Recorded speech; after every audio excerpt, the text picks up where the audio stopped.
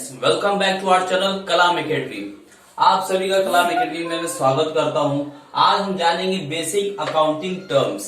Accounts के कुछ basic terms जानेंगे, जैसे कि जब बिजनेस में ट्रांजेक्शन्स करते हैं तो ट्रांजेक्शन्स होता क्या है, बिजनेस में प्रॉफिट होता है तो प्रॉफिट कहते किसको है, हम बिजनेस कर रहे हैं तो किस चीज का बिजनेस कर रहे हैं, डेटर्स क्या है, क्रेडिटर्स क्या है, लॉस क्या है, कैपिटल एक्सपेंडिचर क्या है, कैपिटल रेवेन्यू क्या है, ये सारी चीजें हम आपको बताएंगे। क्योंकि जब आप profit and loss and financial statements के बारे में जब आप पढ़ेंगे तो उससे पहले मैं चाहता हूं कि इन चीजों को जो है आप जान ले कि ये चीजें होती क्या है, ताकि जब आप प्रॉफिट एंड लॉस बनाएंगे तो आप उसमें जो है आसानी से जान सकेंगे कि हाँ इस पॉइंट को कैसे क्या है, ये होता क्या है।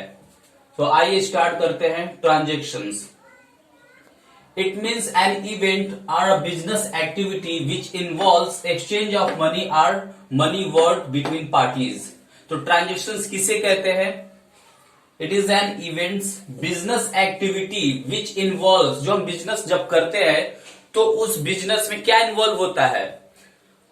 पहला तो पार्टी तो इन्वॉल्व होगा ही, दो पार्टी, क्योंकि ट्रांजेक्शन जो है किसी एक आदमी से नहीं किया जा सकता, दो पार्टीज मिलेंगे तो ही जो है कोई कॉन्ट्रैक्ट होगा, कोई डीलिंग होगा।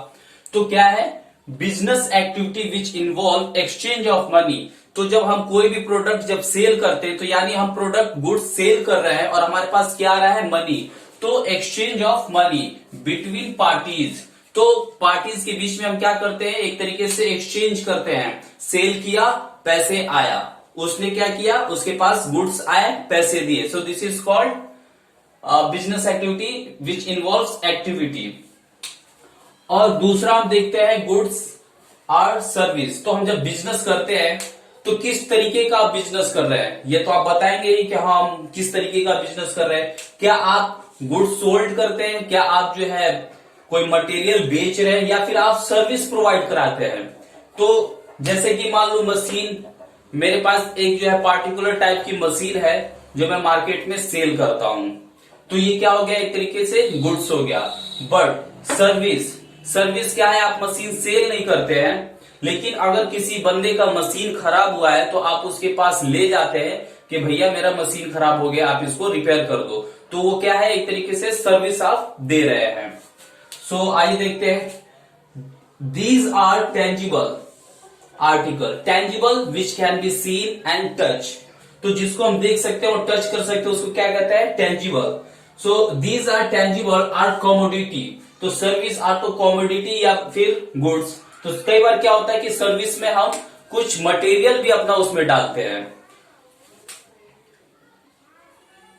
Commodity which involves a business deals. तो बिजनेस जो है इन चीजों को डील करता है, या तो गुड्स या फिर सर्विस। जो भी आप बिजनेस कर रहे हैं तो किस तरीके का आप बिजनेस कर रहे हैं, किस तरीके से आपका लेन देन है, आप गुड्स बेच रहे हैं या फिर सर्विस प्रोवाइड करा रहे हैं। अब आते हैं प्रॉफिट। तो प्रॉफिट होता क्या है ये जानेंगे। The excess of revenue income over expenses is called profit. यानी जब आप कोई बिजनेस स्टार्ट किए हैं किसी भी चीज का, जैसे कि मान लो गुड्स, आप गुड्स जो है मार्केट में सेल करते हो, तो जब आपके पास गुड्स आया, जब आपने गुड्स खरीदा, वो मान लो 5,000 का, 5,000 का माल खरीदा, उस पे आपने किराया दे दिया 2,000, तो 7,000 हो गए, प्लस उतरवाया, बहुत सारी चीजें काम होते हैं, ठीक है। तो उसमें आपने बहुत सारे खर्चे को इन्वॉल्व कर लेने के बाद, उसको ऐड करने के बाद क्या होता है? आपका कॉस्ट आता है। तो जब आप अपना पूरा कॉस्ट निकाल ले, यानी लागत जब आ जाए, और लागत आने के बावजूद जो एक्सेस अमाउंट है, एक्सेस रेवेन्यू इनकम, तो खर्चे के बाद से जो आपका एक्सेस रेवेन्यू है उसको हम क्या कहते हैं? Profit. The excess of revenue income over expenses is called profit. तो आपने देखा ट्रांजेक्शन, गुड्स एंड सर्विस, आप बिजनेस कर रहे हैं तो क्या कर रहे हैं? गुड्स सेल करते हैं या फिर सर्विस आप देते हैं। प्रॉफिट क्या होता है? आगे और भी कुछ अकाउंटिंग टर्म्स देखते हैं हम। तो अब हम बात करेंगे, फोर्थ नंबर क्या है? लॉस। लॉस होता क्या है देखते हैं। The excess of expenses over income is called loss. आपका जो इनकम है वो कम है, ठीक है। एक्सेस ऑफ एक्सपेंसेस, एक्सपेंसेस ज्यादा है। जैसे कि मान लो कि आपने 10,000 का माल आपका था, टोटल कॉस्ट और गुड्स का जो है अमाउंट था, वो टोटल आपका जो है कॉस्ट कितना था 10,000, लेकिन आपका इनकम कितना हुआ है 9,000। तो कितने से जो है वो लॉस कर रहा है, 1,000 से लॉस कर रहा है। The excess of expenses over income is called loss. Fifth number assets. Assets क्या है? Asset is a resources owned by the business with the purpose of using it for generating future profit. तो assets क्या है? Business में जो है assets आता है, असेट्स हम लगाते हैं ताकि जो है हम अपने बिजनेस में जो है प्रॉफिट पा सके लॉन्ग टाइम के लिए। बिजनेस को चलाने के लिए हमारे पास असेट्स चाहिए। Resources owned by the business, resources owned bye यानी जो भी असेट्स है बिजनेस को स्टार्ट करने के लिए, जो भी हमारे पास रिसोर्सेज है वो चीजें हम लेते हैं, बिजनेस में लाते हैं with the purpose of using it, इसको यूज करने के लिए। क्यों? For generating future profit, profit जो है हमारा फ्यूचर में जो होने वाला है उसको जनरेट करने के लिए हम असेट्स लगाते हैं। And what is a liability? It is an obligation of financial nature. ये क्या है? एक तरीके से जिम्मेदारी है फाइनेंशियल नेचर का, to be settle at the future date.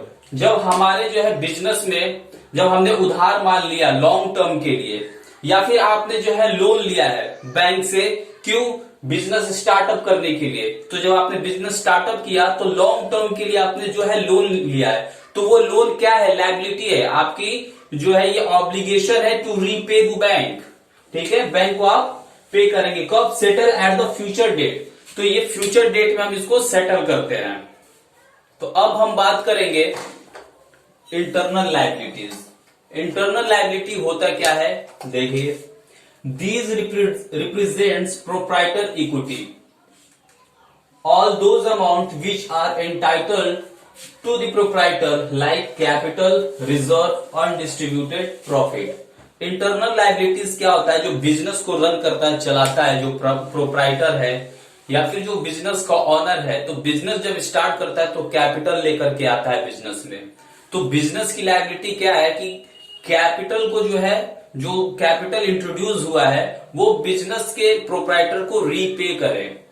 और जब हमारे पास कई बार क्या होता है कि हमारे पास जब बिजनेस में प्रॉफिट होता है तो हम उस प्रॉफिट को डिस्ट्रीब्यूट नहीं करते हैं, कुछ टाइम हम अपने पास रखते हैं ताकि हमारा बिजनेस और आगे बढ़ाए, तो हमारे पास पैसे की कमी ना हो। अगर आप प्रॉफिट को अपने जो है डिस्ट्रीब्यूट कर लेते हैं तो आपके पास जो है बिजनेस को प्रॉपरली रन करने के लिए पैसे कभी कभी शॉर्टेज पड़ जाते हैं। तो कभी कभी जो है प्रोप्राइटर जो है प्रॉफिट को डिस्ट्रीब्यूट नहीं करता, तो यानी प्रॉफिट तो है, प्रॉफिट कमाया तो हक किसका बनता है? प्रोप्राइटर का, लेकिन प्रोप्राइटर ने डिस्ट्रीब्यूट नहीं किया, वो बिजनेस के पास ही है। तो बिजनेस की क्या लायबिलिटी है? इंटरनल लायबिलिटी है to repay to the proprietor. और कभी कभी हम रिजर्व भी अपने पास रखते हैं कि इन केस अगर फ्यूचर में हमें कभी पैसे की जरूरत पड़ जाए, अगर कोई फिक्स असेट अपने बिजनेस में इंस्टॉल करवाना है, लगवाना है, तो हमारे पास जब लैक ऑफ मनी होगा तो आप अपने बिजनेस को अच्छे तरीके से रन नहीं कर पाएंगे, चला नहीं पाएंगे, तो रिजर्व रखा जाता है। इन केस अगर फ्यूचर में हमारे पास लॉस हो तो उस लॉस को रिकवर करने के लिए भी हम रिजर्व को यूज कर सकते हैं। तो ये क्या हो गया? इंटरनल लायबिलिटी हो गई। अब वर्किंग कैपिटल देखेंगे कि क्या है working capital. In order to maintain flows of revenue from operations, like कि बिजनेस को दौड़ाने के लिए, बिजनेस को चलाने के लिए हमारे पास कुछ पैसे होते हैं जो यूज करते हैं ताकि बिजनेस हमारा प्रॉपर तरीके से चल सके। अगर आपके पास पैसे नहीं है तो बिजनेस को कैसे दौड़ाओगे भाई? अगर इलेक्ट्रिसिटी है, इलेक्ट्रिसिटी बिल आप 1 लाख रुपए मंथली पे करते हैं, तो अगर आपके पास पैसे नहीं है तो आप पे नहीं करेंगे, बिजनेस पे जो है लायबिलिटी डेप्थ आते ही जाएगा, बिजनेस डूब जाएगा। तो यानी कुछ पैसे अपने पास मेंटेन रखने पड़ेंगे ताकि बिजनेस का सारा काम चल सके, और वो करंट असेट से रिलेटेड होता है, ठीक है। कभी कभी क्या होता है, जैसे कि हमारा डेटर हो गया, डेटर क्या है? हमारा करंट असेट्स है। बैंक में जो हमारा कैश है वो हमारा जो है करंट असेट्स है। तो इन सब चीजों से बिजनेस हमारा प्रॉपर तरीके से चल सकता है। जैसे कि सैलरी पे करना है, आपके पास पैसे नहीं है तो एम्प्लॉय को सैलरी पे नहीं कर सकते, तो कैसे पे करेंगे? बिजनेस चलेगा ही नहीं। एम्प्लॉय क्या कहेगा? भाई सैलरी टाइम पे नहीं मिलती है, छोड़ के चला जाएगा, आपका बिजनेस थोड़ा सा उसमें डाउन हो सकता है। सो वो कैपिटल जो बिजनेस को रन कराता हो, so that is called working capital. आप देख सकते हैं every firm needs to maintain amount of current assets. तो हर कंपनी जो है या हर एक फर्म अपने पास जो है कुछ पैसे सर्टेन रखता है, रिजर्व करता है, ताकि हमारा बिजनेस प्रॉपरली जो है अच्छे से चल सके। तो अब हम बात करने वाले हैं कंटीजेंट लायबिलिटी। कंटीजेंट लायबिलिटी क्या होता है वो देखते हैं। It represents a potential obligation but that could be created depending on the outcome of an event। जैसे कि outcome of an event and created depending, ये डिपेंड करता है। अगर ऐसा कुछ बिजनेस में होता है जिसके वजह से कंटीजेंट लायबिलिटी क्रिएट होता है आपके बिजनेस के लिए, तभी वो कंटीजेंट होगा। जरूरी नहीं है कि बिजनेस का कंटीजेंट लायबिलिटी है ही है। जैसे कि ए और बी किसी जो है कॉन्ट्रैक्ट को जो है साइन किए, तो उस कॉन्ट्रैक्ट में क्या है कि कभी कभी जो है जो हमारा टर्म्स एंड कंडीशंस होता है, अगर उस टर्म्स एंड कंडीशंस को हम ब्रीच करते हैं तो वो, जैसे कि मान लो मैं ए पार्टी हो गया और बी पार्टी सामने वाला, अगर मैंने जो है according to the rule and regulation contract को मैंने फॉलो नहीं किया और मैंने कुछ चीजें जो है ब्रीच कर दिए, तो वो बी पार्टी जो है मेरे पे जो है केस फाइल कर सकता है, जिसके वजह से मुझे कुछ ना कुछ जो है उसको पे करना पड़ सकता है। जैसे कि लाइक हमने जो है, मैं एक गुड्स जो है प्रोवाइड कराता हूँ, ठीक है, सॉरी गुड्स सोल्ड करता हूँ, जैसे कि मशीन में सेल करता हूँ बी को, तो एक कॉन्ट्रैक्ट हुआ था कि मुझे 20,000 रुपए का जो है एक मशीन इस टाइम के ड्यूरेशन मिल जाना चाहिए। तो इनकेस अगर मैंने 20,000 का वो मशीन जैसे कि मान लीजिए 10 तारीख को, जुलाई 10 तारीख को डील था कि 10 तारीख से पहले मिल जाना चाहिए, इनकेस अगर आप नहीं देते हैं तो वो हमारा कॉन्ट्रैक्ट ब्रीच हो जाएगा, और जिसकी वजह से मैं आप पे अगर कुछ चाहूं तो केस फाइल कर सकता हूं और आपको जो है कुछ पैसे उसको देने पड़ेंगे लीगली। तो जब मैंने जो है उसको गुड्स जो है टाइमली अगर डिलीवरी नहीं करवाया तो ये ब्रीच ऑफ कॉन्ट्रैक्ट हो जाएगा। तो बी पार्टी क्या कर सकता है, मेरे ऊपर क्लेम कर सकता है। तो ये क्या है, एक कंटीजेंट लायबिलिटी है। लेकिन अगर मैं टाइमली अगर उसको पे करा, सॉरी टाइमली अगर डिलीवर करा देता तो क्या होता है, कंटीजेंट लायबिलिटी नहीं होता। टाइम पे जो है हमने माल डिलीवर कर दिया। तो अगर नहीं करते हैं तो कंटीजेंट लायबिलिटी उस वक्त क्रिएट होगा। अगर आपने टाइमली डिलीवर करा दिया तो कंटीजेंट लायबिलिटी नहीं होगा। तो ये क्या है, it represent a potential obligation but that could be created depending, depend करता है अगर वो चीजें होती हैं तो, on the outcome of an event. अगर उस इवेंट पे आपने जो है सही तरीके से काम नहीं किया, ब्रीच करता है कोई भी कंडीशन, तो कंटीजेंट लायबिलिटी सेकेंड पार्टी आप पे क्लेम कर सकता है। अब आते हैं capital. What is a capital? It is amount invested in the business by its owner. जब कोई भी ऑनर जो है कोई भी बिजनेस स्टार्ट करता है तो कुछ कैपिटल बिजनेस में इंट्रोड्यूस करता है, और it may be in form of cash, goods और एनी अदर असेट्स। तो या तो जब मैं बिजनेस स्टार्ट किया तो कैपिटल लाइक कैश में इंट्रोड्यूस कर सकता हूं, या फिर मेरे पास जो है कुछ असेट्स पड़े हुए हैं, लाइक मैं कोई बिजनेस स्टार्ट कर रहा हूं और उसमें किसी मशीन की जरूरत है तो मैंने मशीन लगा दिया। अगर फर्नीचर की जरूरत है और मेरे पास पहले से ही है तो मैंने फर्नीचर उस बिजनेस में लगा दिया। तो आप कैश में जो है कैपिटल ला सकते हैं, गुड्स में ला सकते हैं, या अदर असेट्स में ला सकते हैं। तो दोस्तों आज का वीडियो बस इतना ही है, बाकी जो कुछ बचा है वो हम अपने अगले वीडियो में देखेंगे। आई होप कि आपको ये सारी पॉइंट्स जो है समझ में आया हो। अगर आपको कुछ चीजें समझ में नहीं आया तो कमेंट बॉक्स में प्लीज जो है हमें बताइए क्या चीजें समझ में नहीं, ताकि हम आपको बता सके। और एक खुशी की बात यह है कि 10वीं और 12वीं का रिजल्ट आ गया है। आप सभी को जो 10वीं में थे और 12वीं में थे सभी को जो है बहुत बहुत मुबारक हो, कॉन्ग्रेचुलेशन। मिठाई खाइए, एंजॉय कीजिए, लेकिन हाँ पढ़ाई को न छोड़े, उसको कंटिन्यूटी में बनाए रखे। So if you are watching on Facebook, then please like our page, and if you are watching on YouTube, then please subscribe our channel and like the video, and don't forget to share with your friends. Till then, bye bye.